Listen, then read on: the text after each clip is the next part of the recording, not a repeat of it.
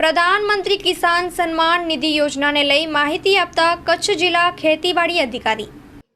કચ્છ જિલ્લાની વાત કરીએ તો પ્રધાનમંત્રી કિસાન સન્માન નિધિ યોજના અંતર્ગત આપણા કચ્છ જિલ્લાની અંદર 1,52,000 ખેડૂતો અત્યારે એક્ટિવ છે અને એમને અત્યારે આપણે 15 હપ્તા સુધી જમા થઈ ગયેલો છે અને 16મો હપ્તો આ ફેબ્રુઆરીની અંદર એની અંદર જમા થવાનો છે.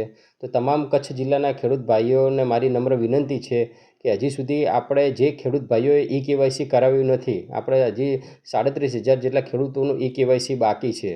અમુક ખેડૂતો એવા છે કે એમનું આધાર શેડિંગ પણ બાકી છે.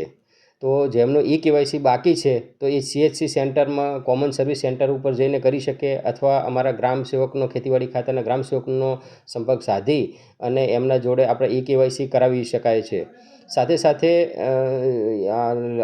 આધાર શેડિંગ જેનું બાકી છે એ ખેડૂત ભાઈઓએ પોતાનું જે બેંકની અંદર ખાતું હોય એ ત્યાં ખાતામાં બેંકની અંદર સંપર્ક સાધી અને આધાર શેડિંગ ડિબેટ અનેબલ કરાવવાથી આપનો 16મો હપ્તો ખાતામાં જમા થઈ જશે.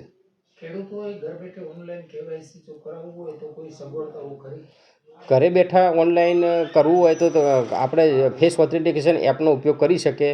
તો એ અમારા ગ્રામ સેવક મારફત આપને મોબાઈલ થ્રુ પહોંચાડવામાં આવશે અને સાથે આપ જાતે પણ KYC કરી શકાય છે. તો જાતે KYC કરવા માટે ખેડૂતે શું પ્રોસિજર કરવી પડે? જાતે KYC કરવા માટે એના આધાર નંબર સાથે આધાર નંબર જ્યારે એપ ખોલશે અને એની અંદર પોતાનો આધાર નંબર નાખી અને OTP આવશે પછી આગળ એનું ફેસ ઓથેન્ટિકેશન કરી જાતે પણ કરી શકે. કઈ એપની અંદર આ થઈ શકે છે?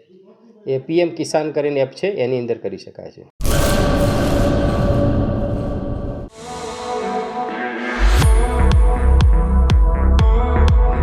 ગુરુ કૃપા ડેકોરેશન દરેક શુભ પ્રસંગોને યાદગાર બનાવવા સુશોભન માટે મુલાકાત લ્યો. ફુલેકુ તથા રવાડીમાં અનેરું આકર્ષણ લાવવા માટે અમારી રંગબેરંગી છત્રીઓ બુક કરાવો. સંપર્ક જૂની રાવલવાડી શક્તિ રાજલમાના મંદિર પાસે ભુજ.